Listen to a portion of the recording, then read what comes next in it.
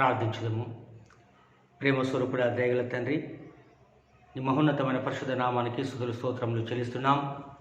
గడిచిన సంవత్సర కాలం అంతా నీ సన్నిధిని తోడుగా ఉంచి ఎన్నో ఉడిదొడుకుల నుండి శోధల నుండి తప్పించి ప్రభువా ఈ సమయమున ఈ యొక్క భస్మ బుధవారము మొదలుకొని ఈ లెంట్ కాలమును మేము అనుసరించి నీలో గడుపుటకు నీ విశ్వాసంలో జీవించే ధన్యతీస్తున్నందుకు వందనాలు ప్రభా. ఇది మొదలుకొని ఈ యొక్క 40 రోజులు నిన్ను స్తుతిస్తూ మహిమపరుస్తూ నీవు చేసిన మేళ్ళను జ్ఞాపకం చేసుకొస్తూ కృతజ్ఞతలు చెల్లిస్తూ నీ విశ్వాసంలో పెంపొందింపజేయబడుటకు యోగ్యత దయచేయమని ఈ సమయం నీ వాక్యాన్ని ధ్యానిస్తుండగా నా నోటి మాటలు మా అందరి హృదయ ధ్యానాలు నీ దృష్టికి అంగీకారంగా చేసుకుందామని యేసునామమున ప్రార్థించి వేడుకుంటున్నాం తండ్రి, ఆమేన్. దేవుని పరిశుద్ధ నామానికి స్తోత్రం కలుగును గాక. క్రీస్తునందు ప్రియమైన దేవుని సంగమా, ప్రభు అయిన యేసుక్రీస్తు నామమున మీ అందరికీ శుభాభివందనాలు తెలియచేయుచున్నాను. గడిచిన కాలమంతా దేవుడు తన అమితమైన ప్రేమను బట్టి మనందరినీ కరుణించి కాపాడి సజీవులుగా ఉంచి మరి ఈ యొక్క లెంట్ కాలంలో భస్మ బుధవారం ఆరాధనలో పాల్గొనుటకును దేవుని స్తుతించుటకును దేవుని సంతానం కొరకు మనము మొట్టమొదటిగా దేవాది దేవునికి వందనాలు కృతజ్ఞతా స్తోత్రాలు చెల్లిస్తుంటున్నాను. మీ అందరికీ ప్రభు అయిన యేసుక్రీస్తు నామమున ఈ యొక్క శుభములను తెలియచేయుచున్నాను. చివరి మనం చూసినట్లయితే లాస్ట్ ఇయర్ మనము ఈ యొక్క లెంట్ డేస్ను గడపలేని పరిస్థితిలో ఉన్నాము. దానికి కారణము ప్రపంచవ్యాప్తంగా జరిగిన ఘోరమైన విపత్తు. అది మనందరికీ తెలిసిన విషయమే. కరోనా వైరస్ ద్వారా ప్రపంచమే అప్ అండ్ డౌన్స్, అతలాకుతలము, తలక్రిందులై ఉండే పరిస్థితి ఏర్పడ్డ కారణమైంది. కానీ మరి ఈ సంవత్సరము దేవుడు నూతన శక్తితో, నూతన ఉత్సాహంతో, బలంతో దేవుడు ఏ రీతిగా ఆ ఘోరమైన విపత్తు నుంచి మనల్ని తప్పించి కాపాడి రక్షించాడో జ్ఞాపకము చేసుకొనుచు దేవునికి కృతజ్ఞతలు చెల్లించుటకు ఇచ్చిన ఈ సమయంగా దీన్ని భావించి ఈ 40 రోజులు ఆయన యొక్క నామాన్ని గణపరచుతూ దేవునికి సమీపంగా జీవించుతూ ముందుకు సాగుటకు దేవుడు యోగ్యత ఇచ్చినాడని మనం జ్ఞాపకం చేసుకోవలసిన వారంగా ఉంటున్నాం. ప్రభునందు ప్రేమ వారలారా, ఈ సమయంలో మరి గడిచిన వారాలలో కూడా నేను వాక్యము పెట్టలేకపోయాను. కొన్ని అనివార్య కారణములను బట్టి అనేకులు అనేక రకాలుగా అనుకున్నారు. కానీ నాకు జరిగిన పరిస్థితి ఏంటనగా లైఫ్ టైం అచీవ్మెంట్ అవార్డు వచ్చింది నాకు ఈ మధ్యనే. అంటే సేవను బట్టి కాదు, శరీరాన్ని బట్టి డాక్టర్ ఇచ్చాడు. బాగా లేక ఉన్నందువల్ల డాక్టర్ని సంప్రదించి అన్ని చెకప్లు చేయిస్తే బీపీ స్టార్టింగ్లో అయింది. కాబట్టి నువ్వు ప్రతిరోజు ఒక ట్యాబ్లెట్ మార్నింగ్ వేసుకోవాలి అని చెప్పడం జరిగింది. అంటే సేవను బట్టి కాదు కానీ శరీరాన్ని బట్టి వచ్చింది. అందుకే దాన్ని అవార్డు అని అంటున్నాను. సేవను బట్టి ఇచ్చేది రివార్డ్, అది దేవుడు అనుగ్రహించేది. కాబట్టి ప్రభునందు ప్రేమ వారలారా, అందుకొరకే అంటాడు యెషయా గ్రంథంలో మరి యెషయా ప్రవక్త అంటాడు, నా బహుమానము నా దేవుని యొద్దనే ఉన్నది, నేను యెహోవా దృష్టికి గనుడనైతేనే ఆయన నాకు బలమాయను అంటాడు. హల్లెలూయా. కాబట్టి ప్రభునందు ప్రేమ వారలారా, మన జీవితంలో ఎన్నో పరిస్థితులు వస్తూ ఉంటాయి. కానీ దేవుడు వాటి అన్నిటి నుండి తప్పించి మళ్ళీ నిలబెట్టి తన సాక్షులుగా కొనసాగించటకు శక్తిమంతుడు. అందును బట్టి మీ అందరి సహకారము, ప్రార్థనలు బట్టి వందనాలు. మరి మళ్ళీ ఎప్పుడు ప్రారంభించాలని ఆలోచన చేసినప్పుడు this is the right time. ఇది లెంట్ టైం. కాబట్టి దేవునికి సమీపంగా వాక్యంలో, ప్రార్థనలో మనం గడుపుటకు, దేవుని మహిమపరచుటకు ఇచ్చిన గొప్ప యోగ్యత. కాబట్టి ఈ యొక్క సమయం మొదలుకొని మళ్ళీ ప్రారంభించాలని అనుకున్నాము. కాబట్టి అందును బట్టి దేవునికి స్తోత్రం. మీరు కూడా మీ ప్రార్థనలో జ్ఞాపకం చేసుకోనండి. దేవుడు ఇంకా తన యొక్క గొప్ప కార్యాలను జరిగించి మన కుటుంబాలను, సంఘాలను, దేశాన్ని, ప్రపంచాన్ని ఆశీర్వదించి దేవుని రాజ్య విలువలను పెంపొందింపచేసేదిగా సిద్ధపరచాలని నేను మనస్ఫూర్తిగా ప్రార్థిస్తున్నాను, కోరుకుంటున్నాను. ఈ సమయమున మనము యాష్ వెనస్డే, భస్మ బుధవారంగా జ్ఞాపకం చేసుకుంటున్నాము. మనకందరికీ తెలిసిన విషయం, భస్మ బుధవారము అనగా బూడిద బుధవారము అని దానికి పేరు. మరియు దీనినే లెంట్ కాలము ప్రారంభంగా మనము చెప్తూ ఉంటాము.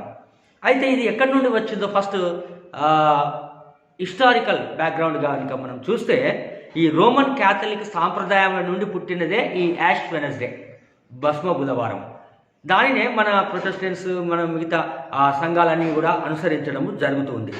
అంటే ఇది బైబిల్లో ఉన్నదా అని కొందరు ప్రశ్నిస్తూ ఉంటారు. మరి లెంట్ అని ఉన్నదా, భస్మ బుధవారం అని ఉన్నదా అని చెప్తూ ఉంటారు. కానీ లిటరల్గా యాష్ వెనస్డే అని, భస్మ బుధవారం అని, లెంట్ అని లేదు. కానీ దానికి సంబంధించిన సందర్భాలు అనేకము మనం బైబిల్ గ్రంథంలో చూడగలం. బూడిదని గురించి, దానికి పశ్చాత్తాపములకు గుర్తుగా అనేక బైబిల్లో పాత నిబంధనలు మరియు క్రొత్త నిబంధనలో సందర్భాలను కూడా మనం చూడవచ్చు. అంత మాత్రమే కాదు, ఈ యొక్క దేవునికి సమీపంగా గడిపిన దినాలను కూడా మనం అందులో జ్ఞాపకం చేసుకునవచ్చు. కాబట్టి ఇది భస్మ బుధవారం అనేది మన విశ్వాస జీవితంలో, సంఘంలో జరుగుతున్న పరిస్థితులను బట్టి పుట్టుకొచ్చిన పద్ధతి అని మనము జ్ఞాపకం చేసుకోవాలి. వాట్ ఎవర్ మేబీ, అది ఏదేమైనప్పటికీ కానీ మనము చేసే పని ఏంటిదో అది చాలా ప్రాముఖ్యం. మనము ఆరాధించే దేవుడు ఎలాంటి వాడు, మనము ఆ 40 దినాలలో చేయుచున్న కార్యాలు ఏంటివి అనేది చాలా ప్రాముఖ్యంగా మనం ఆలోచించవలసిన విషయం. తప్ప ఇది బైబిల్లో ఉందా లేదా, లేకుంటే ఇది ఇక్కడికి సందర్భం ఉందా, ఇప్పుడే ఎందుకు, ఈ డేట్ ఇప్పుడే ఎందుకు వచ్చింది, ఇప్పుడే దేవుడు ఉపవాసం ఉండమన్నాడా, ఇప్పుడే సమీపంగా ఉండమన్నాడా, మిగతా రోజులలో కాదా అని చెప్పి అనేక ప్రశ్నలు వేసేవారు కూడా ఉంటారు. కానీ అది కాదు. ప్రతిదానికి సమయం కలదు అని చెప్పి జ్ఞాని అయిన సొలొమోను ప్రసంగి గ్రంథంలో అన్నాడు. కట్టుటకును, నాటుటకును, కూడగొట్టుటకును, నిలబెట్టుటకును, పడవేయుటకును, ఇవన్నిటికీ కూడా ఒక సమయం కలదు అన్నాడు. There is a time for everything. ప్రతిదానికి ఒక సమయం కలదు. కాబట్టి ఇప్పుడు కూడా మనకి ఈ యొక్క సమయము దేవుడు ఇచ్చినాడు అనే సందర్భాన్ని మనం జ్ఞాపకం చేసుకోవాలి. అందుకొరకే లెంట్ అంటేనే మనకి ఏం జ్ఞాపకంకి వస్తుంటుందంటే సమయం, కాలం. మనకు కూడా చాలా కాలాలు ఉన్నాయి, మనందరికీ తెలుసు. ఎండాకాలము, వానకాలము, చలికాలము, ఆకురాల్చు కాలం, అంటే దాన్ని వసంతకాలం అని కూడా అంటారు. ఇలా 4 కాలాలను మనము చూస్తూ ఉంటున్నాము. మన క్రైస్తవ విశ్వాస జీవితంలో ఈ లెంట్ కాలము అనేది కూడా ఉన్నది. అయితే మరి ఇంకో కాలం కూడా ఉన్నది. దేవుడు లేని జీవితాలలో ఉండే కాలం, పోయే కాలం ఉన్నది. ప్రభునందు ప్రేమల వారలారా, నరకానికి పోయే కాలము, మరియు ఆ యొక్క ఘోరమైన అగ్ని గంధకంలోకి పోయే కాలం. కాబట్టి ఆ పోయే కాలంలో ఉండవద్దు, కానీ ఈ దేవుని కాలంలో ఉండే బిడ్డలంగా ఉండాలని దేవుడు జ్ఞాపకం చేస్తున్నాడు. అందుకొరకే మీరు చూడండి, యెహోవా మీకు దొరుకు కాలమున ఆయనను వెతుకుడి, ఆయన సమీపంగా ఉండగా ఆయనను మీరు వేడుకొనుడి అని అన్నాడు. హల్లెలూయా. దేవుని నామానికి స్తోత్రం కలుగును గాక. నిజంగా అనగా దొరుకు కాలం అంటూ ఒకటి ఉన్నది, మనకందరికీ తెలుసు. సో మనం ఈ దొరికే కాలమున వెతకాలి. అందుకొరకే గ్రామాలలో ఒక మాట ఉండేది, ఇప్పుడు అన్ని మిషన్స్ వచ్చినాయి, కానీ గాలి వచ్చినప్పుడే తూర్పార పట్టాలి అంటారు. అనగా వడ్లను ఆ యొక్క చెరగాలి అని అంటే ఎప్పుడు ఆ యొక్క గాలి వీస్తుందో అప్పుడు వ్యవసాయదారు పొలంలోనికి వెళ్ళి ఆ వడ్లను తూర్పార పట్టేవారు. అప్పుడు ఆ యొక్క వడ్లు స్వచ్ఛమైనవి వచ్చేది, పొట్టంతా రాలిపోయేది. ప్రభునందు ప్రేమల వారలారా, ఆ రీతిగా మనకు యెహోవా దొరికే కాలము, అనగా యెహోవా సమీపంగా ఉండే కాలము. ఆయన సమీపంగా ఉండగా ఆయనను వేడుకొనుడి అని అన్నాడు. So this is the Lent. ఈ యొక్క లెంట్ కాలంలో దేవుడు మనకు సమీపంగా వస్తున్నాడు, మనతో ఉండటానికి వస్తున్నాడు, మనతో సహవాసం చేయడానికి వస్తున్నాడు, మన యొక్క ప్రార్థనలు వినడానికి, మన పాపములను క్షమించడానికి, మన రోగములను తొలగించడానికి, మనలను దేవుని యొక్క ఆ ప్రేమలో, విశ్వాసంలో విరజిల్లజేసి ఈ లోకంలో ఉన్న దైవ లోక సంబంధులుగా తీర్చిదిద్దడానికి ప్రభు రానై ఉన్నాడు. మనకందరికీ తెలుసు, అనేక సందర్భాలు కూడా మనము చూడగలము. అందుకొరకే ఆయన వచ్చే కాలము, రాని కాలము, దూరంగా ఉండే కాలము, దగ్గరగా ఉండే కాలం అనేది ఉన్నదనే సత్యాన్ని మనము ఈ సందర్భంగా జ్ఞాపకం చేసుకునవలసిన వాళ్ళం అని ఉంటున్నాం. అందుకొరకే అంటాడు అపోస్తలుల కార్యంలో, కాలము సంపూర్ణమైనప్పుడు దేవుడు తన కుమారుణ్ణి పంపెను. అనగా కాలము అనేది ఉన్నది, ఆ కాలము సంపూర్ణమైనప్పుడే యేసుక్రీస్తుని దేవుడు పంపినాడు. ప్రభునందు ప్రేమ వారలారా, అందుకొరకే మీరు బైబిల్లో అనేక సందర్భాలుగా చూడొచ్చు. సమూయేలు కాలములో మనం చూస్తే అక్కడ వాక్యము వ్రాయబడి ఉన్నది, దేవుని వాక్కు ప్రత్యక్ష మగుట అరుదు అని ఉన్నది. అరుదైన ఆ కాలం, దేవుడు దొరకని కాలం, దేవుడు దూరంగా ఉన్న కాలం. ఆ కాలంలో సమూయేలుకు ఆ ప్రత్యక్షత వచ్చింది. ప్రభునందు ప్రేమ వారలారా, మనము అనేక సందర్భాల్లో మరి ఈ యొక్క సంగతులను జ్ఞాపకం చేసుకునవచ్చు. అందుకే అంటారు, నా కాలగతులు మరి నీ వశంలో ఉన్నవి అని అంటాడు ప్రభునందు ప్రేమ వారలారా. కాబట్టి ఈ సందర్భాన్ని మనము జ్ఞాపకం చేసుకొని దేవుని మహిమపరచాలి. కానీ లెంట్ ఈ కాలం ఎప్పటిది, ఎలా వచ్చింది, ఎక్కడికి వెళ్ళి వచ్చింది, దీన్నే ఇప్పుడే ఉన్నాడు ఆ దేవుడి దగ్గర అనడానికి వీల్లేదు. చాలాసార్లు మీరు గమనించినట్లు మనం చూస్తే చంద్రుడు దగ్గరగా ఉండే కాలం ఉన్నది, దూరంగా ఉండే కాలం ఉన్నది. చంద్రుడు కనబడకుండా ఉండే కాలం ఉన్నది, కనబడే కాలం ఉన్నది. అందుకే కనబడని కాలము అమావాస్య అంటారు, కనబడే కాలము పౌర్ణమి లేదా పున్నమి అని అంటూ ఉంటాం. మీరు గమనించినట్లయితే గ్రామాలలోనైనా ఇంకా ఇప్పటికైనా చూస్తే ఆ పున్నమి నాడు ఉన్నప్పుడు ఆ కర్రను కొట్టరు అని అంటారు. కొడితే అది ఏమవుతుందంటే పుచ్చు పడుతుందంట. ఆ రీతిగా ప్రతి సందర్భంలో మనం చూడవచ్చు. అది నమ్మాలి. అది దాన్ని ఏమంటారంటే యూనివర్సల్ ట్రూత్ అంటారు. ప్రపంచవ్యాప్తంగా జరుగుతున్న సత్యం. అది దాన్ని మనం మార్చడానికి వీలు లేదు. ప్రభునందు ప్రేమ వారలారా, కొన్ని సంఘటనలను అనుభవంలో నుంచి పుట్టుకొచ్చినయే మన యొక్క క్రైస్తవ విశ్వాస జీవితంలో కొనసాగుతున్నవి అనే సత్యాన్ని జ్ఞాపకం చేసుకోవాలి. అప్పుడు మనము దేవుని యొక్క ప్రేమలో ముందుకు కొనసాగుటకు అవకాశం ఉంటుంది. అందుకొకే సీనాయి పర్వతం మీదకి దేవుడు దిగి వచ్చిన కాలం ఒకటి ఉన్నది. ఇశ్రాయేల్లో మొర విని ఆ మొరను విని దిగి వచ్చిన కాలం ఆంథ్రోపోమిజం అని అంటారు. ఒక కాలం ఉన్నది. దేవుని యొక్క బిడ్డలను పంపిన కాలం. క్రైస్తవులు పడుతున్న హింసను చూసి దమస్కులో వారు ప్రార్థిస్తూ ఉండగా జరిగిన సంగతి మనకు తెలుసు. యేసు ప్రభు దిగి వచ్చి వెలుగు వలె ప్రత్యక్షమై సౌలును, అప్పుడు సౌలా నీవేళ నన్ను హింసించున్నావని ప్రశ్నించిన సమయం దిగి వచ్చినాడు ఆ కాలం. ప్రభువా నీవు ఎవరు అంటే, నీవు హింసిస్తున్నా క్రీస్తును, యేసును అని అంటాడు. ప్రభునందు ప్రేమ వారలారా, ఆ కాలం అనగా విశ్వాస సమూహము ప్రార్థిస్తుండగా తండ్రి కుడిపార్శ్వమున కూర్చున్న ప్రభువును కూడా దిగివచ్చి మనతో ఉండి మన నుండి సమస్యల నుండి కష్టాల నుంచి విడిపించుటకు యోగ్యతనిచ్చే కాలము లెంట్ కాలం. హల్లెలూయా. ఈ విశ్వాసంలోనికి రావాలి. కాబట్టి ప్రభునందు ప్రేమ వారలారా, మరి దీనిని మనము పరీక్షించుకోవడానికి, మనల్ని మనం సరిచేసుకోవడానికి, మన పాపములను ఒప్పుకొని విడిచిపెట్టడానికి, సరిదిద్దుకోవడానికి మనకు దేవుడిచ్చిన సందర్భంగా జ్ఞాపకం చేసుకోవాలి. అందుకొరకే ఈరోజు మనకి ఇవ్వబడిన అంశంను మనం చూసినట్లయితే, సిలువ స్వీయ పరిత్యాగమునకు గుర్తు. Cross is the sign of self denial. సిలువ స్వీయ పరిత్యాగమునకు గుర్తు అనే అంశం ద్వారా మనం ఈ యొక్క మరి భస్మ బుధవారాన్ని మనం జరుపుకుంటున్నాం.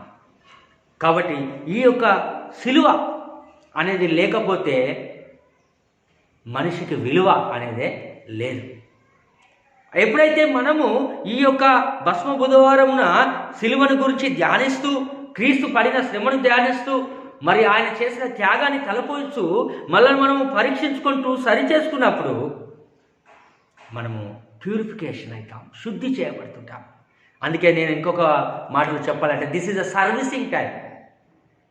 సంవత్సరానికి ఒకసారి కార్లను సర్వీసింగ్ ఇస్తారు, బండ్లను సర్వీసింగ్ ఇస్తారు, మన బాడీని కూడా సర్వీసింగ్ ఇస్తారు. డాక్టర్ల దగ్గర పోయి జనరల్ చెకప్ అని అంటారు. బాడీ మొత్తం స్కాన్ చేయించుకుంటారు, ఏ రోగాలు ఉన్నాయి, ఎలా ఉన్నది, ఎలా బాగున్నది అని చెప్పి.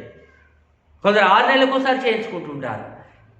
ఇది ఆత్మను స్కానింగ్ చేసే టైం, నీ ఆత్మీయ జీవితాన్ని సర్వీసింగ్ చేసే టైం. బాడీ చెకప్ అని చేసుకుంటాము, ఇప్పుడు స్పిరిచువల్ చెకప్ చేసుకునే టైం ఇది. కాబట్టి ఈ సమయాన్ని ప్రభువుకు మహిమకరంగా ఉంచాలని మనం జ్ఞాపకం చేస్తున్నాం. ఈ కాలము దేవునికి సమీపించే కాలం. తప్పిపోయిన కుమారుడు తన తండ్రిని తెలుసుకొని వచ్చే కాలము, తప్పిపోయిన గొర్రెను వెలికి రక్షించే కాలము, పోగొట్టుకున్న వెండి నాణ్యాన్ని తిరిగి పొందే కాలము ఈ లెంట్ కాలం. ప్రభునందు ప్రేమ వారలారా, ఎప్పుడైతే ఈ యొక్క విశ్వాసంలోనికి వస్తామో అప్పుడు దేవుని యొక్క గొప్ప కార్యాలను మన జీవితంలో చూసేవారంగా పొందేవారంగా ఉంటామనే సత్యాన్ని మనము జ్ఞాపకం చేసుకోవలసిన వారంగా ఉంటున్నాము.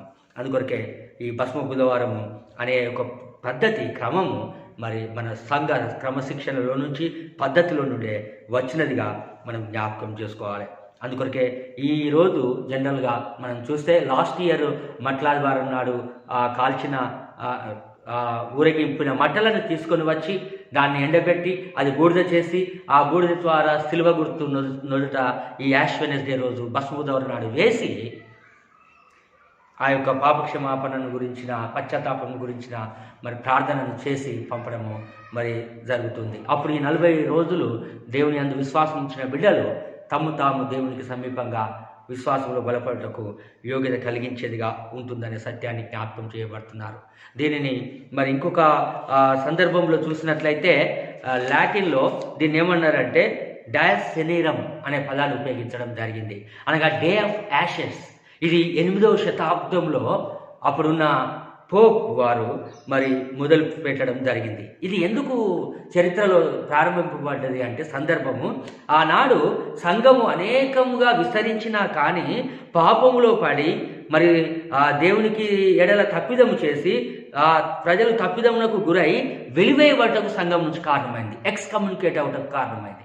అలాంటి పరిస్థితుల్లో ఈ పోప్ ఏం చేసినాడంటే ఒక గోనెపట్ట అనగా అంగవస్త్రం ఇచ్చి మరియు బూడిద ఇచ్చి ఈ యాష్ వెడ్నెస్డే రోజు వారిని వెళ్ళి ఈ అంగవస్త్రంను ధరించి ఈ బూడిదలో కూర్చొని రాసుకొని ఈ 40 రోజులు తమ తప్పిదముల గురించి పాపము గురించి పశ్చాత్తాపడి ఉన్నప్పుడు ఆ ఈస్టర్ రోజు మళ్ళీ వీరందరూ తిరిగి వచ్చినప్పుడు వారిని పరీక్షించి గుర్తించి వారికి పాప క్షమాపణ ప్రకటన చేయడం జరుగుతుండేది.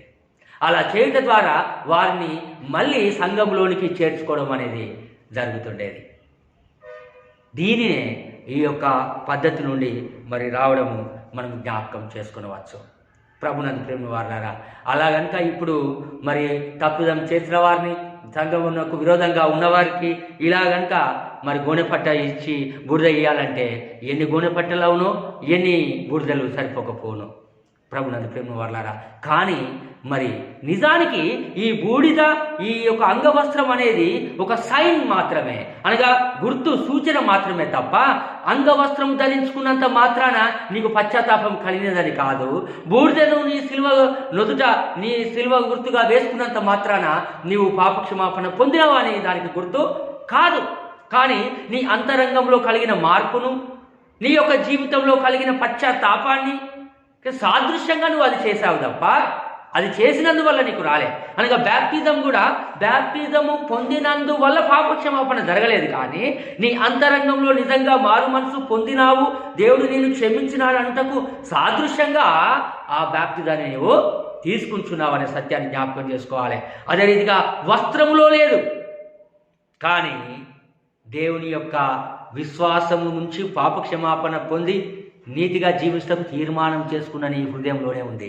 అందుకొరకే మనం చదవబడిన మరి పాత నిబంధన పాఠంలో చూసినట్లయితే యోవేల్ గ్రంథంలో మీ వస్త్రములను కాక మీ హృదయములను చింపుకొనుడి అని అంటాడు. హల్లెలూయా.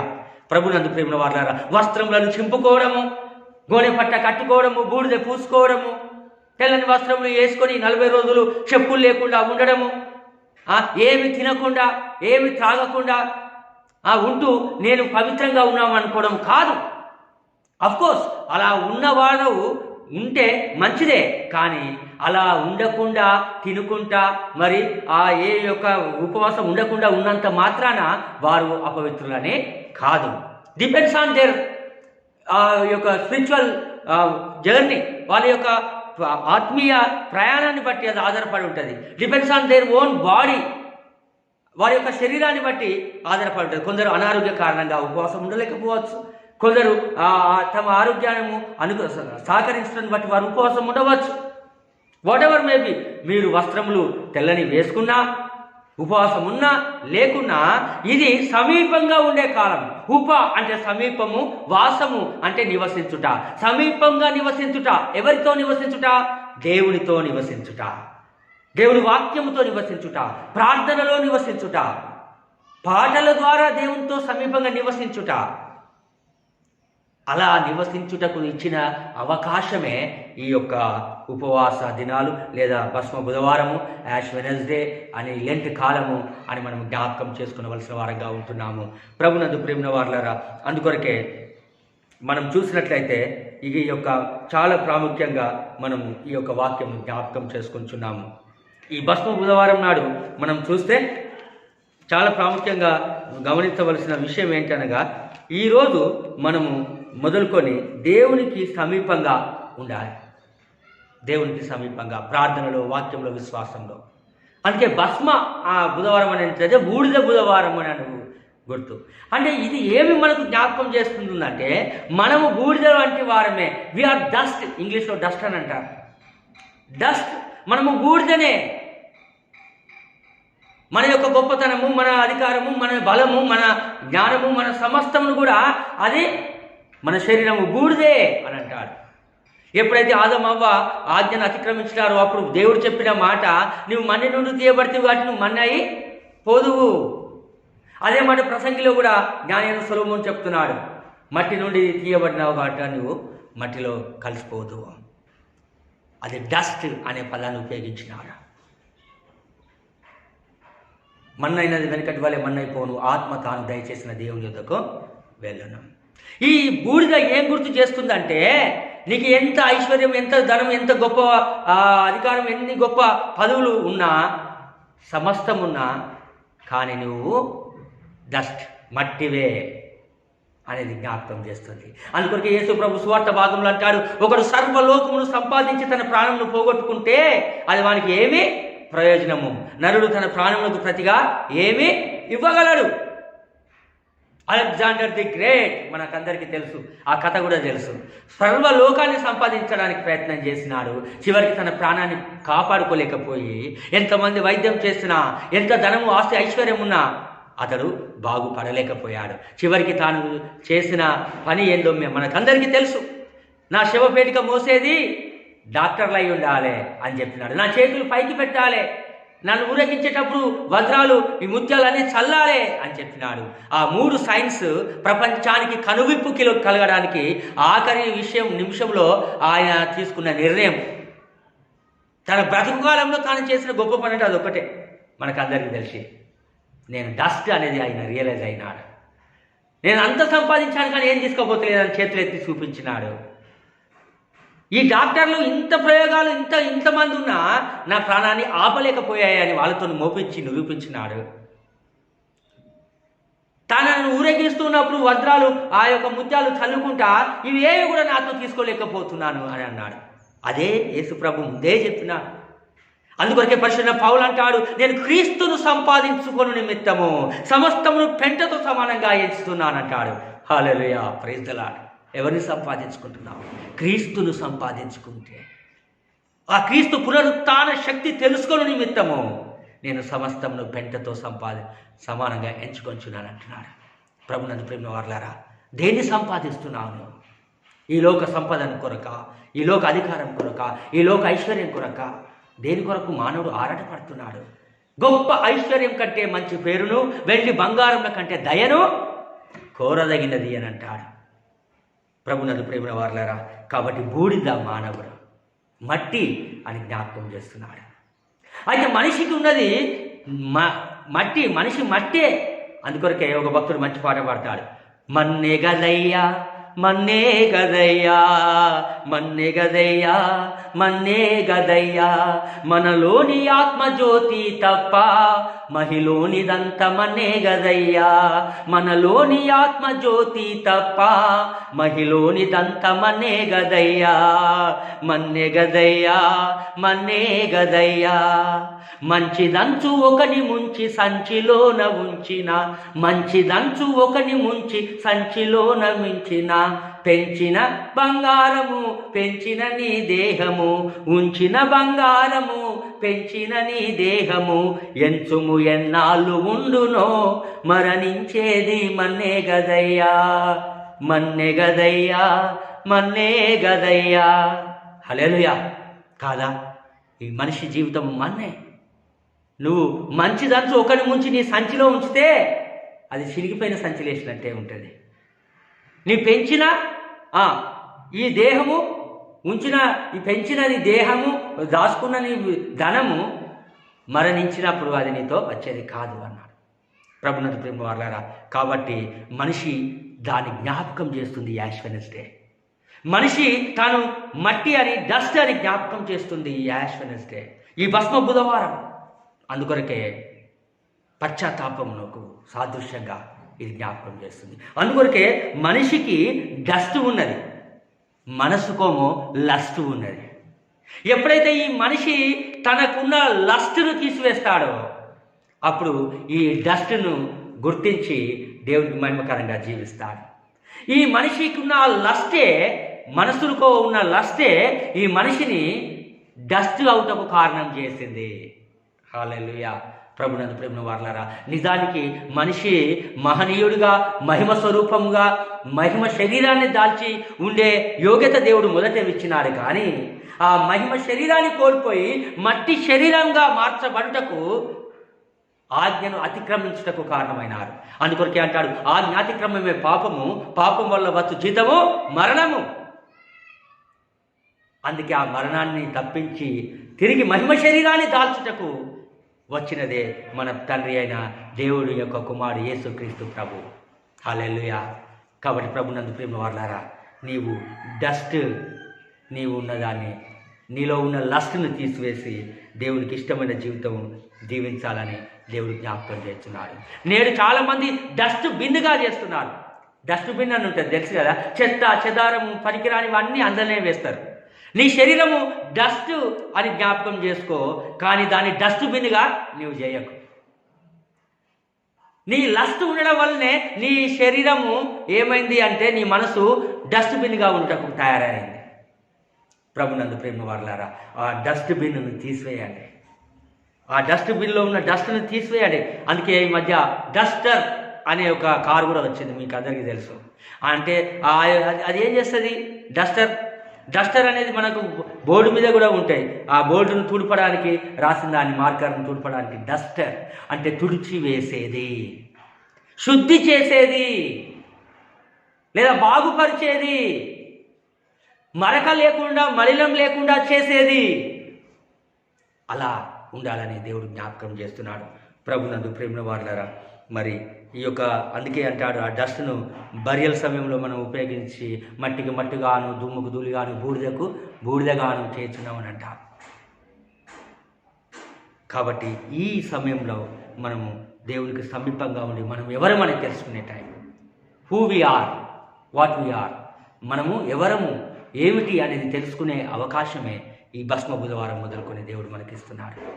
కాబట్టి ఈ 40 దినాలు దేవునికి సమీపంగా ప్రార్థనలో, వాక్యంలో, విశ్వాస జీవితంలో మనం బలపరచు, పాటలలో దేవుని మహిమపరచు, మనకు దేవునికి విరోధమైన లస్ట్ మనలో ఏముందో దాన్ని దూరపరచుకొనచ్చు, మనం డస్ట్ అని జ్ఞాపకం చేసుకొనచ్చు, డస్ట్ బిన్నుగా మనం ఇన్ని రోజులు చేసిన వ్యర్థ పదార్థాలన్నింటినీ తీసి పారవేస్తూ పరిశుద్ధ పరచబడుటకు సిద్ధపడే టైం ఇది. ప్రభునందు ప్రేమ వారలారా, this is the time of exams అనుకోవాలి. పరీక్షల కొరకున్న సమయం మనకు తెలుసు. సంవత్సరం అంతా ఉన్న మరి విద్యార్థులు పరీక్షలు రాసే సమయం. ఆ పరీక్షలు రాసినప్పుడు ఈ 40 రోజులు 40 ఎగ్జామ్స్ మనం రాస్తున్నాం అనుకోవాలి. ఒకరోజు నువ్వు రాసేది సైన్స్, ఒకరోజు సోషల్, ఒకరోజు ఇంగ్లీష్, ఒకరోజు మ్యాథ్స్ అని ఈలోక సంబంధమైన ఎగ్జామ్స్ కొరకు నువ్వు ఎలా సిద్ధపడతావో నీ ఆత్మీయ జీవితాన్ని ప్రతి దినము ఒక్కొక్క ఎగ్జామ్ కొరకు నువ్వు సిద్ధపడు. ఏం ఎగ్జామ్ అనవచ్చు? ఈరోజు కనికరం అనే ఎగ్జామ్ రాయి, సబ్జెక్ట్. కనికరం గురించి దేవుడు ఏం చెప్పాడు, ఏ రీతిగా కనికరంగా దీవిస్తే దేవుని యొక్క ప్రేమకు పాత్రలమవుతామని రాయి. రేపు దయ అనే ఎగ్జామ్ రాయి. ఎల్లుండి ప్రేమ అనే ఎగ్జామ్. ఆ డే ఆఫ్టర్ టుమారో, ఆ తర్వాత దేవుని యొక్క త్యాగము అనేది, పశ్చాత్తాపము. రోజుకొక సబ్జెక్టుగా దేవుని యొక్క అత్యున్నతమైన విలువలు కలిగిన గుణాలను పెట్టుకొని నీవు దాని గురించి ధ్యానిస్తూ ఆత్మీయంగా దేవుల్లో గడిపి అందులో విజయం పొందడమే పునరుత్థాన శక్తిని పొందిన వారంగా అవుతాము. హల్లెలూయా. అప్పుడు మనకు గ్రాడ్యుయేషన్, అప్పుడు మనకు దేవుడు రివార్డ్ ఇస్తాడు. ప్రతిదినం ఒక్కొక్క ఎగ్జామ్ రాయాల్సిన బిడ్డగా ఉండాలి. అప్పుడు దేవుని యొక్క మహిమకు పాత్రలమవుతాము. అప్పుడు దేవుని యొక్క రాజ్య వారసుగా ఉండకు సిద్ధపడతాము. కాబట్టి ఈ సత్యాన్ని మనం జ్ఞాపకం చేసుకొని మనము దేవునికి సమీపంగా ఉండి విశ్వాసంలో ముందుకు సాగుటకు మనల్ని మనము సంసిద్ధపరచుకునవలసిన వారంగా ఉంటున్నాము. ప్రభు నన్ను ప్రేమ వారలారా, కావున దేవుడు ఈ యొక్క అందుకొరకే ఈ ఉపవాసము కొందరు ఉండాలని నిర్ణయం చేసుకున్నారు. కొందరు ప్రతిదినం ఉంటారు, ఒక్క పూట ఉంటారు, మరి కొందరు శుక్రవారం మాత్రం ఉంటారు, కొందరు నీళ్లు తాగుతూ, కొందరు అల్పాహారాలు తీసుకుంటూ ఉంటారు. అది వ్యక్తిగతంగా నిర్ణయం చేసుకోవాల్సిందే. కానీ ఇలానే ఉండాలి అనే అవసరము లేదు. ఇతరులను నువ్వు పోల్చుకోకు. You should not compare with others.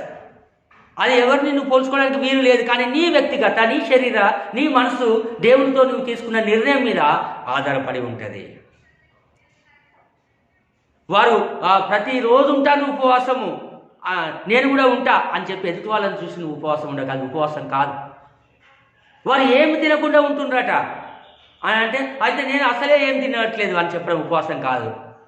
ఒకరు నువ్వు ఏం తింటున్నావు అని చెప్పి ఈరోజు అడిగితే, నేను ఏం లేదు ఒకటే పూట తింటున్నా అంటే, అసలు నేను ఆ పూట కూడా తింటలేనని చెప్పి ఇంకోరు అనుకుంటారు. అయితే అబ్బా అతనికన్నా నేను బాగా ఉపవాసం ఉంటానా అని అనుకోవచ్చు.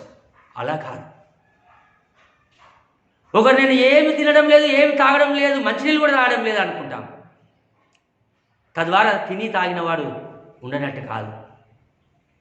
నువ్వు ఉపవాసం ఉండకపోయినా మంచిదే, కానీ ఉపకారం చేయడం మర్చిపోవద్దు. హల్లెలూయా. అది ప్రభు జ్ఞాపకం చేయించుంటున్నాడు. నువ్వు ఉపవాసం ఉంటూ గుద్దులాడుచు కోపం చేయొచ్చు, నువ్వు ఉపకారం చేయకుండా ఇతరులకు అపకారం చేస్తే దానివల్ల ప్రయోజనము లేదు. నువ్వు ఉపవాసం ఉన్నా, నువ్వు చెప్పులు వేసుకోకున్నా, ఎండల కాలుతుంటే నడిచినా, నువ్వు తెల్ల బట్టలు వేసుకున్నా, తలకు నూనె సమృద్ధిగా పెట్టినా, నీ క్రియలలో, నీ పనులలో, నీ ప్రవర్తనలో దేవునికి అంగీకారమైన జీవితం లేకపోతే నీ ఉపవాసానికి అర్థం లేదు. అందుకొరకే మన యెషయా గ్రంథం 58వ అధ్యాయంలో అంటాడు, ఎవరు నిజమైన ఉపవాసం యొక్క ఉద్దేశాన్ని అక్కడ మనకు జ్ఞాపకం చేస్తూ ఉంటాడు. యెషయా గ్రంథము 58వ అధ్యాయంలో మనం చూసినట్లయితే అక్కడ చక్కగా జ్ఞాపకం చేస్తూ ఉంటాడు. ఎవరు ఉపవాసం ఉండాలి, ఎలా ఉండాలి అనేది మనకు చెప్తూ ఉంటున్నాడు. దుర్మార్గులు కట్టిన కట్లను విపుటయు, కాడిమాను రేకులు తీయుటయు, బాధింపబడిన వారిని విడిపించుటయు, ప్రతి కాడిని విరగొట్టుటయు నేను నేర్చుకున్న ఉపవాసం కలా. ఆకలికున్న వారికి నీ ఆహారము పెట్టుటయు, రక్త సంబంధికి నీ ముఖము తప్పింపకొనుటయు, దిక్కుమాల బీదలని ఇంట చేర్చుకుంటాయు, వస్త్రహీనుడు నీకు కనబడినప్పుడు వానికి వస్త్రం ఇస్తాయు. ఇదే కదా నాకు ఇష్టమైన ఉపవాసము. ఉపవాసం ఉండి గుద్దులాడుట కాదు అని అంటున్నాడు. అందుకే అంటాడు, ఒకడు జమ్ము వలె తలవంచుకొని గోనె పట్ట కట్టుకొని బూడిద పరుచుకొని కూర్చుండుట ఉపవాసమా? అట్టి ఉపవాసము యెహోవాకు ప్రీతికరమని మీరు అనుకుంటున్నారా అంటాడు. అలానే ఉపవాసం ఉంటున్న వాళ్ళని తప్పనట్లేదు. కానీ what is the meaning of fasting? అసలు ఉపవాసం యొక్క ఉద్దేశం ఏంటి? ఈ పద్ధతులు దుర్మార్గులు కట్టిన కట్లను విప్పాలి, కానీ దుర్మార్గమైన జీవితము జీవించవద్దు. ఇంకా ఆ యొక్క బాధలో కష్టంలో ఉన్న వారిని ఇంకా బాధ పెట్టడానికి కాదు నీ ఉపవాసం. అది ఇక్కడ ప్రభు జ్ఞాపకం చేస్తున్నాడు. నీవు పరీక్షించుకొని ఉండాలి ఈ సందర్భంలో. అందుకొరకే అంటున్నాడు. అందుకొరకే యేసు ప్రభు కూడా మత్తయి సువార్తలో 6వ అధ్యాయంలో మనం చూస్తాము, నీ ఉపవాసం ఉన్నప్పుడు రహస్యమందు చూస్తూ తండ్రి ప్రతిఫలం ఇచ్చినట్లు నీ ఉపవాసం ఉండము అంటాడు. ప్రభునందు ప్రేమ వారలారా, అందుకొరకే మేము ఉపవాసం ఉండగా నీవు ఎందుకు చూడవు, ఎందుకు వినవు అని అంటే ఇది కారణం అని చెప్తున్నాడు. ఉపవాసం ఉండాలి ఎప్పుడు? నీ శరీరము, నీ మనసు దానికి అంగీకారంగా ఉన్నప్పుడు తప్పకుండా నీ ఉపవాసం ఉండదు. దేవునికి సమీపంగా ఉండు. నీ శరీరాన్ని, నీ మనసును దేవునికి అప్పగించు. ఆత్మీయంగా దేవునితో సమీపంగా జీవించు. అందుకొరకే అంటాడు, చదవబడిన యోవేల్ గ్రంథంలో మనం చూస్తే మొదటి బైబిల్ పాఠంలో అక్కడ చక్కని మాట వ్రాయబడి ఉన్నది. ఇప్పుడైనను అంటాడు కదా, ఇప్పుడైనను మీరు ఉపవాసం ఉండండి. 12వ వచనంలో అంటాడు, 2వ అధ్యాయము 12వ వచనంలో, ఇప్పుడైనను మీరు ఉపవాసం ఉండి కన్నీరు విడుస్తూ దుఃఖించుతూ మనస్పూర్వకంగా తిరిగి నా యొద్దకు రండి. ఇదే యెహోవా వాక్కు. ఇప్పుడైనను ఉపవాసం ఉండి కన్నీరు విడుస్తూ దుఃఖించుతూ మనస్పూర్వకంగా తిరిగి నా యొద్దకు రండి. ఎందుకు దేవుడు ఇక్కడ యోవేలు ప్రవక్త ద్వారా ఈ మాట సెలవిస్తున్నాడంటే, తిరిగి దేవుని యుద్ధకు రావడానికి ఉపవాసం ఉంటే దాని యొక్క భావము దేవుని యొక్క ప్రేమకు పాత్రులుగా దగ్గరగా అవుతారనే ఉద్దేశంతో ఆ కాంటెస్ట్లో ఉన్న పరిస్థితులను బట్టి చెప్పినాడు. ఆ ఉపవాసం ఉండి కన్నీరు విడవాలే, దుఃఖించాలి. ఈ 3 చేస్తున్నారు, కానీ తిరిగి దేవుని యుద్ధకు రావడం లేదు, తిరిగి దేవుడు చెప్పిన మార్గంలో వినడం లేదు చాలామంది. అది దేవునికి అంగీకారమైంది కాదు. అయితే ఎప్పుడైతే ఆ ఉపవాసము దేవునికి అంగీకారం అవుతుందో, దుర్మార్గులు కట్టిన కట్లను చెప్పి కాడిమానం రేకులు తీసి ఆకలి కొన్న వారికి ఆహారం పెట్టి రక్త సంబంధికి ముఖం తప్పింపకుండా ఉండి ఆ కార్యాలు చేస్తారు, అది దేవునికి అంగీకారం. అప్పుడు కరుణావాత్సల్యం గల వాడు శాంతమూర్తి అత్యంత కృపగలవాడై ఉండి తాను చేయనుద్దేశించిన కీడు చేయక పశ్చాత్తాపడును గనుక మీ వస్త్రములను కాక మీ హృదయం చెప్పుకొనుడి. ఇంతకుముందు చెప్పినట్లు ప్రభునందు ప్రేమ వారులారా, దేవుడు కృప గలవాడు కనుక. అందుకే నినివే పట్టణస్థులు ఉపవాసం ఉండి గోనెపట్ట కట్టి బూడిదపరుచుకొని పశువులు సైతం తినక ఉన్నందుకు దేవుడు చేస్తానన్న కీడు చేయకుండా తప్పించినాడు. ఆ కాంటెస్ట్ని, ఆ సందర్భాన్ని బట్టి ప్రభునందు ప్రేమ వారులారా, అది అనగా గోనెపట్ట కట్టుకొని బూడిదపరిచినందుకు కాదు అక్కడ జరిగింది, కానీ పశ్చాత్తాపానికి సూచనగా అది చేయబడ్డది. వారు అందరూ ఏక మనస్సు కలిగి దేవుని ప్రార్థించుటను బట్టి దేవుడు కార్యం చేసినాడు. అనేక సందర్భాలు మనం బైబిల్లో చూడవచ్చు. కాబట్టి ఈ భస్మ బుధవారం మొదలుకొని ఈ లెంట్ కాలంలో మన యొక్క హృదయాలను చింపుకొని ప్రభువుకు మహిమకరంగా జీవించడం కొరకు, ప్రభువా గడిచిన కాలంలో నేను ఉపవాసం ఉన్నాను, కానీ ఉపకారం ఎవరికి చేయలేదు, ఇకనైనా నేను ఉపకారం చేసే బిడ్డగా ఉండుటకు సహాయం చేయమని ప్రార్థించేవాడిగా ఉండాలి. నీవు ఉపవాసం ఉండి తినకుండా ఉన్నదాన్ని ఆకలి ఉన్న వానికి పెట్టడానికి నీ మనసు రావాలి. అప్పుడు నీవు ఉపవాసం ఉండి అపకారం చేసిన గుణం ఉంటే దానిని తొలగించుకోవాలి. అందుకొరకే అంటాడు, అపకారికి ఉపకారము విపరీతము కాదు చేయ వివరింపంగాను నపకారికి నుపకారము నెపమెంచక చేయవాడే నేర్పరి సుమతి. అనగా ఎందుకు ఈ పద్యం చెప్పబడ్డదంటే, అపకారికి కూడా ఉపకారాన్ని, నెపాన్ని తప్పునెంచకుండా చేసేవాడే. ఎబ్రి బాల మనకు తెలుసు, నయమాను కుష్ఠరోగంతో ఉండి తన దేశంలో తల్లిదండ్రులను బంధువులను దూరపరిచి తనను బానిసగా తీసుకొచ్చి తన ఇంట్లో ఉంచినా కానీ తన యజమాని కుష్ఠుపోవాలని కోరుకున్నదే ఆ మనసు కలిగి ఉండాలి. అది నిజ క్రైస్తవ విశ్వాస జీవితం. ఈ పద్యానికి ఆమె సాదృశ్యం. ప్రభునందు ప్రేమ అలాగ అనేక సందర్భాలు మనం చూడవచ్చు. కాబట్టి మనము దేవుని ఎదుట మౌనంగా ఉండి కనిపెట్టుతూ దేవునికి ఇష్టమైన బిడ్డలంగా జీవించడం కొరకై మనల్ని మనము సంసిద్ధపరచుకోవాలి. అందుకొరకే అపొస్తలుల కార్యంలో అంటాడు, మీరు ఈ యొక్క అంత్యదినములందు నేను మనుషులందరి మీద నా ఆత్మను కుమ్మరించదను అని అంటాడు. ఇది ఆత్మ కుమ్మరింపబడే కాలం, ఇలాంటి కాలం, మరియు దర్శనములను చూసే కాలము, మరియు కలలు కనే కాలము, మరియు దేవుని ఆత్మ మనకు సమీపించే కాలము. ప్రభునందు ప్రేమ వారులారా, అందుకే ఆకాశమందు మహత్కార్యములు మరియు సూచక్రియలు మరియు రక్తము అగ్ని పొగ ఆవిరి కలుగజేసే దేవుడు, కలుగచేయవాడు. అందుకే అంటాడు, ప్రభు ప్రత్యక్షముగా మహాదినం రాకమునకు సూర్యుడు చీకటిగాను చంద్రుడు రక్తంగాను మారును, అప్పుడు ప్రభు నామం బట్టి ప్రార్థన చేయవారందరూ రక్షణ పొందును. This is the time for receiving Holy Spirit power. పరిశుద్ధాత్మను పొందుకునే అవకాశం ఇచ్చిన సమయం. వృద్ధులు, యవ్వనులు మరియు పిల్లలు, పెద్దలు అందరూ కూడా దేవునికి సమీపంగా ఉండి ప్రార్థిస్తున్నప్పుడు, ఆనాడు ఆ యొక్క దేవుని యేసుప్రభు శిష్యులు మేడగది మీద ప్రార్థిస్తే అగ్ని నాలుకల వంటి మరి ఆ నాలుకలు విభాగింపబడి వారి మీద వాలినప్పుడు పరిశుద్ధాత్మ శక్తిని పొందుకున్నారు.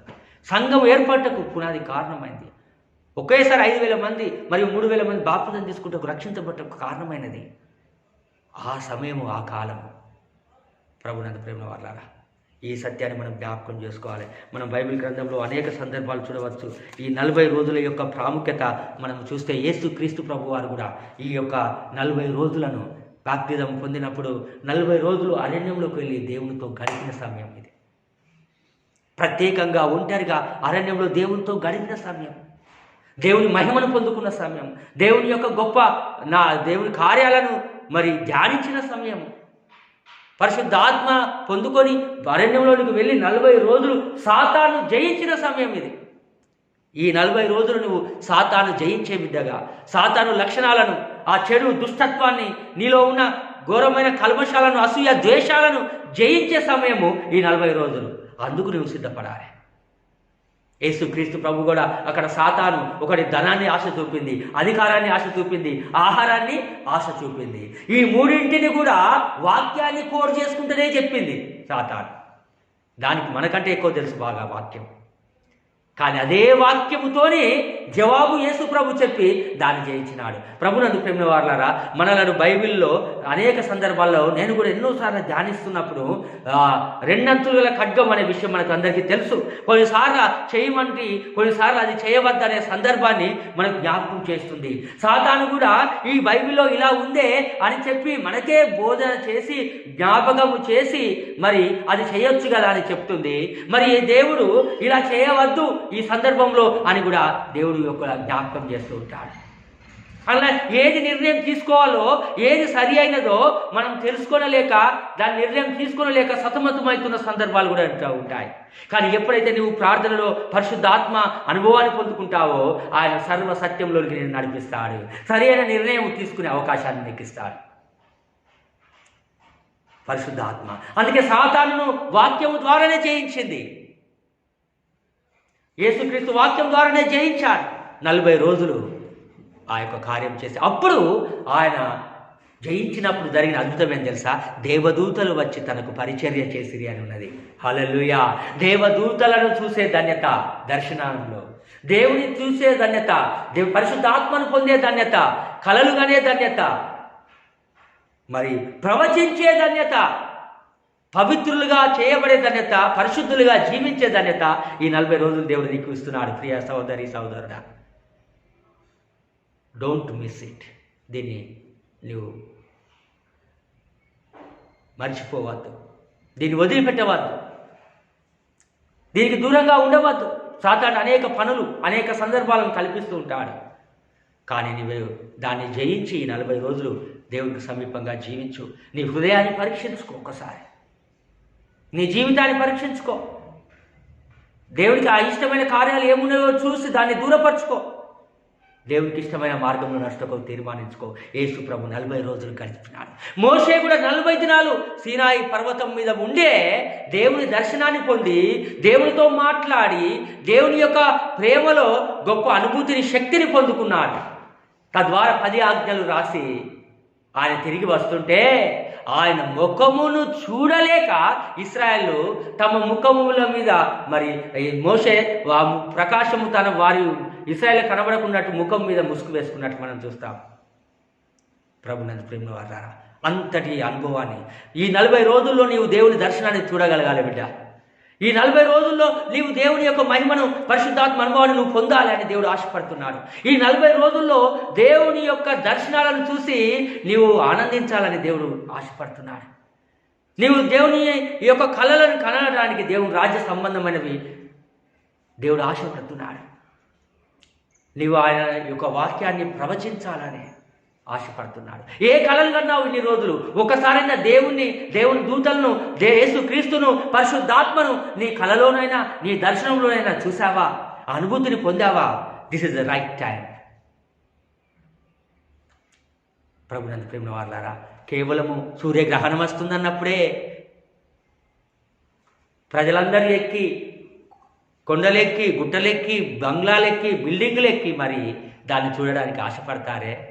చంద్రగ్రహణం వస్తుందన్నప్పుడే ఎప్పుడు ఎక్కడ అని బయోస్కోపులు పెట్టి చూస్తూ దానికి సమీపంగా ఉండడానికి, అది చూసేంత వరకు, అది పోయేంత వరకు దాన్ని వీక్షించి ఫోటోలు తీసి కెమెరాలలో బంధించి, వీడియోలలో బంధించి దాన్ని ప్రచారం చేస్తారే.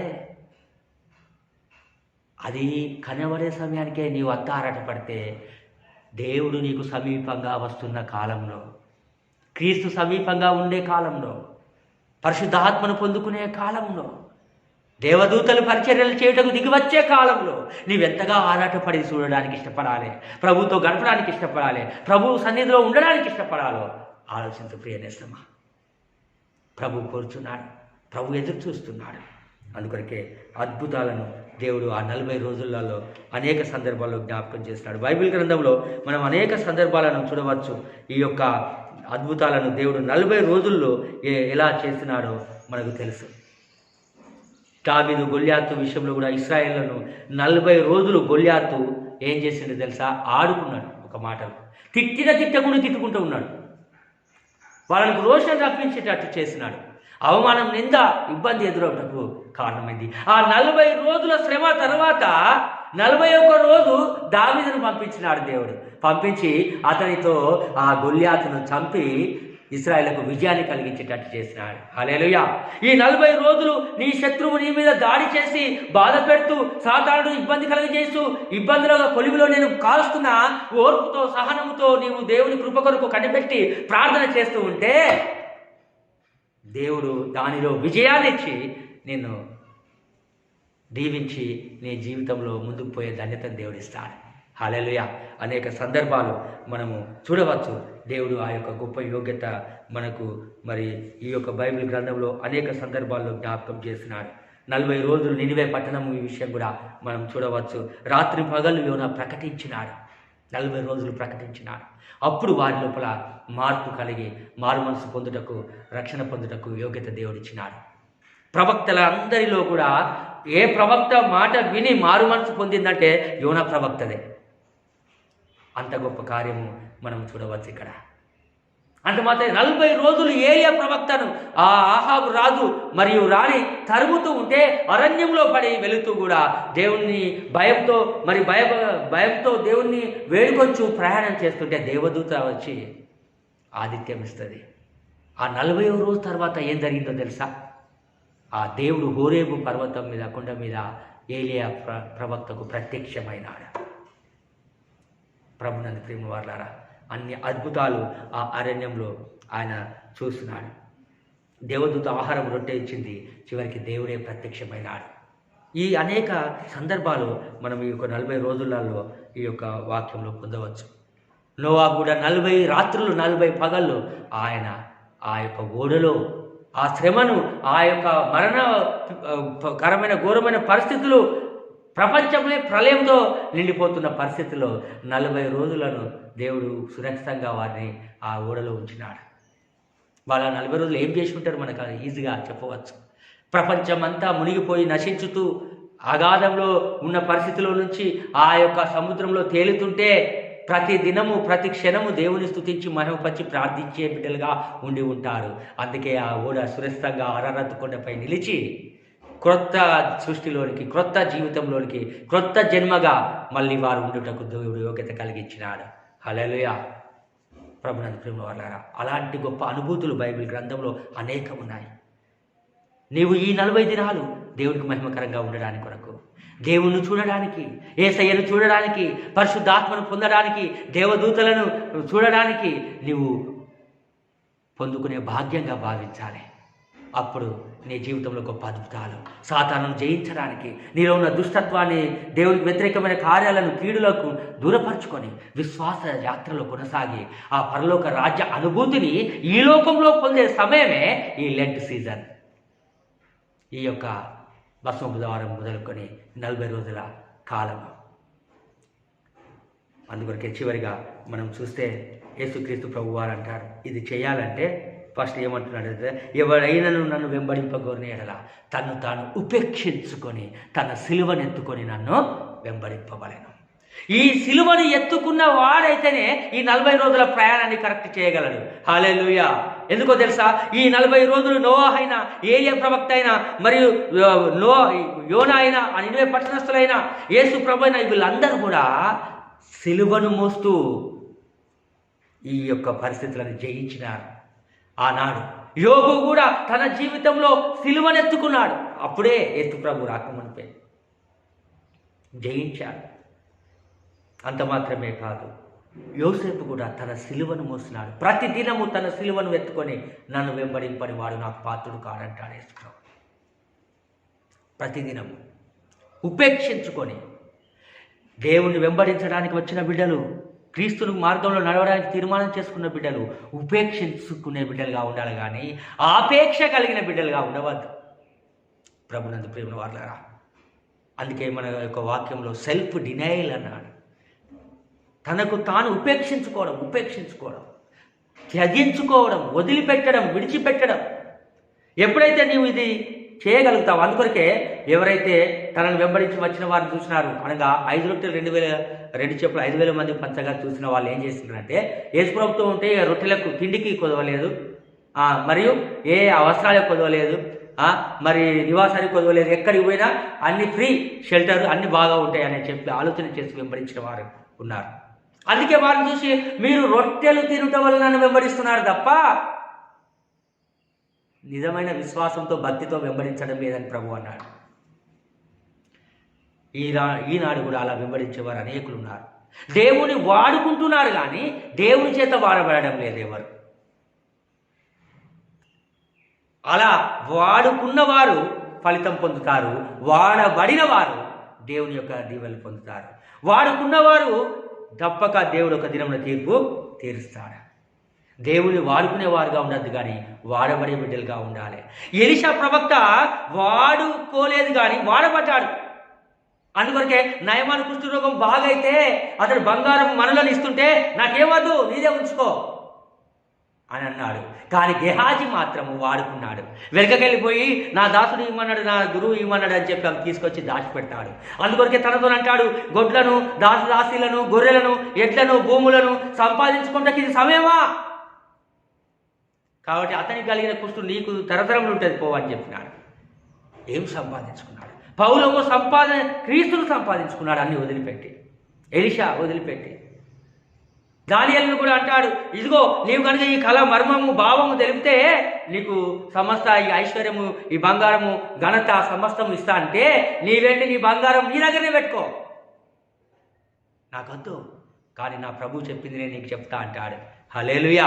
అది ఉపేక్షించుకొనుట, కానీ ఆపేక్షతో ఉండేది కాదు. దేవుని వాడుకునే బిడ్డలుగా కాదు కానీ వాడబడే బిడ్డలుగా ఉండాలి. దేవుని చిత్తాన్ని ఎరిగి, అందుకనే దేవుడు తన చిత్తాన్ని జరిగించమంటున్నాడు, కానీ మన చిత్తాన్ని జరిగించడం కాదు, మన ఇష్టానుసారంగా జీవించడం కాదు. యేసు ప్రభువుడు అంటాడు, నేను నా ఇష్ట ప్రకారం జీవించడం కొరకై రాలేదు, నా తండ్రి చిత్తం నెరవేర్చడానికి కొరకు నేను ఈ లోకానికి వచ్చానంటాడు. మనం అందరం దేవుని బిడ్డలు కూడా మన ఇష్టానుసారంగా జీవించడానికి కాదు కానీ దేవునికి ఇష్టానుసారమైన బిడ్డలుగా ఉండడం కొరకై మనం పిలువబడ్డాం. ఈ సత్యాన్ని జ్ఞాపకం చేసుకొని this is the right time, ఇది సరి అయిన సమయంగా మనం జ్ఞాపకం చేసుకొని దేవునికి సమీపంగా జీవించి దేవుని యొక్క అనుగ్రహాన్ని పొందుటకు, దేవుని మహిమా స్వరూపుడైన అతని యొక్క గొప్ప తేజస్సును అనుభవించి రుచి చూసి తెలుసుకుంటాకు మళ్ళీ మనం సిద్ధపరచుకుందాం. మనం దేని కొరకు దేవుని వెంబడిస్తున్నాం, దేవుడు మన జీవితంలో ఏ రీతిగా కార్యాలు జరిగించాలని ఆశపడుతున్నాడు. మనం ఈ యొక్క లెంట్ సమయంలో దేవుని యొక్క కార్యాలను జరిగించుకొని ఆత్మీయంగా మేలులను దీవులను పొందుకు సిద్ధపడదాం. దిస్ ఇస్ సెల్ఫ్ డినయల్, ఉపేక్షించుకొనుట. అందుకొరకే తన ప్రాణం పోగొట్టుకున్నవాడు రక్షించుకున్నవాడు పోగొట్టుకుండు, నా నిమిత్తం ప్రాణం పోగొట్టుకున్నవాడు దాన్ని రక్షించుకుండు. ఒక సర్వలోకం సంపాదించి తన ప్రాణం పోగొట్టుకుంటే ఏం ప్రయోజనం అంటాడు.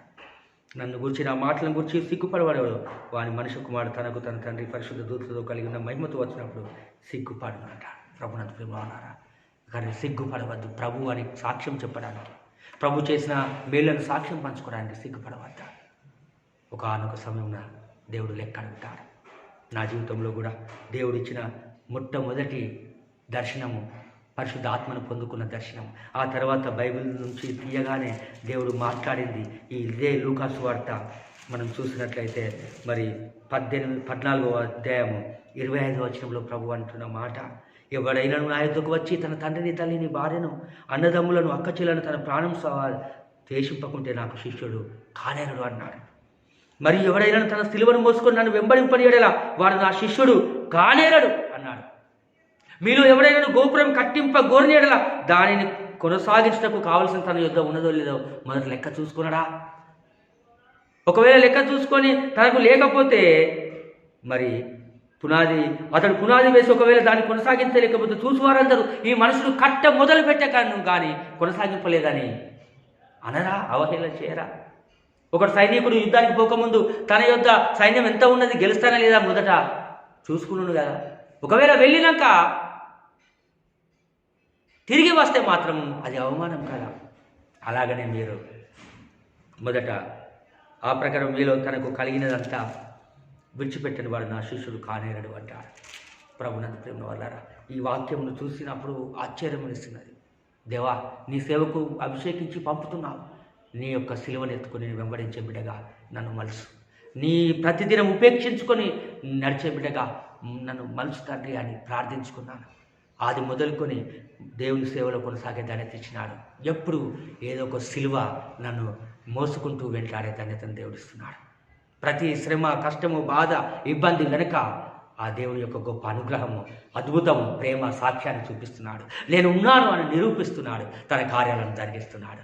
ప్రభునందు ప్రేమ వల్ల అది అనుభవపూర్వకంగా తెలుసుకునే ధన్యతనిచ్చినాడు. ఆ దేవుని చూసే ధన్యతను దర్శనంలో, ఆ యేసయ్యను చూసే ధన్యతను దర్శనంలో, ఆ పరిశుద్ధాత్మ అనుభవాన్ని పొందుకునే యోగ్యత దర్శనంలో, కళలో, మరియు దేవదూతలను చూసే ధన్యత దేవుడిచ్చినాడు. అనేక అద్భుతాలను సంఘాలలో చేసే యోగ్యతను సమాజంలో దేవుని యొక్క కృపలో నన్ను బలపరిచినాడు. ఆ విశ్వాసం ఎంతో గొప్పది.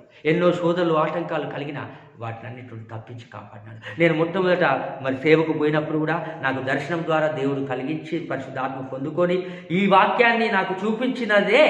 నేను వెళ్ళినప్పుడు మొట్టమొదటి సండే వచ్చిన అంశమే క్రైస్తవ శిష్యత్వం. అందులో ఉన్న ఈ సువార్త పాఠమే మళ్ళీ ఇదే కావడం జరిగింది. దేవుడికి స్తోత్రం. ప్రభువా, ఆనాడు దర్శనమిచ్చి చూపించిన వాక్యమే నేను సేవకు వచ్చిన మొదటి ఆదివారం నాకు ఇచ్చిన ఆ యొక్క భాగం అవ్వడము, దేవుడు దాన్ని సైన్గా, సూచనగా, అది గుర్తుగా జ్ఞాపకం చేసి దాన్ని బలపరిచినట్లు, స్థిరపరిచినట్లు, దాన్ని అంగీకారంగా చూపించినట్లు నాకు బయలుపరిచినాడు. నిజంగా అందుకొరకే ఎప్పుడు దేవుని యొక్క కార్యాలు జరిగించట్లో ఆత్మీయంగా బలపడ్డ కొరకై ముందుకు సాగుటకు యోగ్యత దేవుడు ఇస్తున్నాడు. ప్రభునందు ప్రేమ వారలారా, కాబట్టి మీ జీవితంలో ప్రతి ఒక్క అనుభవం ఉన్నది.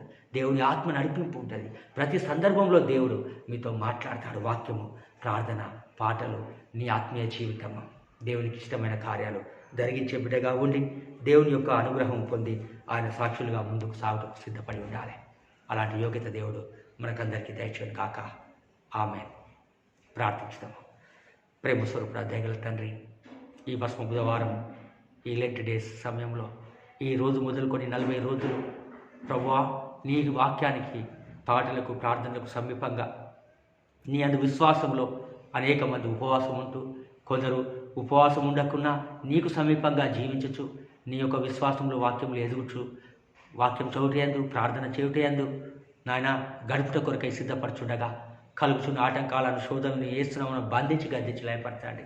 ఆనాడు ప్రభువా, నీవు సాతాను జయించినట్లు నాయన నీ బిడ్డలు కూడా వారి యొక్క శోధనలను జయించే శక్తిని దయచేయండి తండ్రి.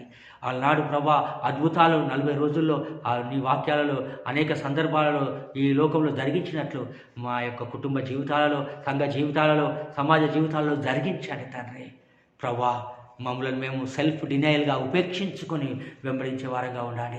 ఇది సెల్ఫ్ లాక్డౌన్గా మమ్మల్ని మేము చేసుకొని మేముగా నీ వాక్యంలో, ప్రార్థనలో గడిపి నీవు దాచించిన మేళ్లను మేము పొందుకొంచు మా ద్వారా సంఘము, సమాజము, అనేక కుటుంబాలు ఆశీర్వదింపబడినట్లు తాపత్రయపడ్డకు యోగ్యతను దయచేయమని ప్రభా, నీ కృపా, నీ ప్రసన్నత అనేక మంది నాయన ఇదిగో నాయన యవ్వనులు నాయన దర్శనములను చూసుటకును, నాయన ఇదిగో నాయన వృద్ధులు కలలు కనుటకును, నాయన పిల్లలు ప్రవచించుటకును అనేకులు నీ యొక్క గొప్ప మహిమనుకు చూసి పాత్రలవుటకు యోగ్యత దయచేయమని ప్రార్థన చేయుచున్నాము.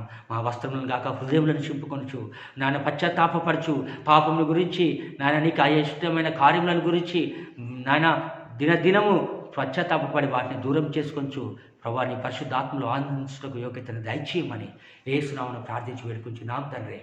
ఆమేన్. త్రియేక దేవుని దీవెన మనకు, మన కుటుంబాలకు, మన సంఘాలకు, మన భవిష్యత్ జీవితాలకు సదాకాలం దేవుని సన్నిధితోడైన గాక. ఆమేన్.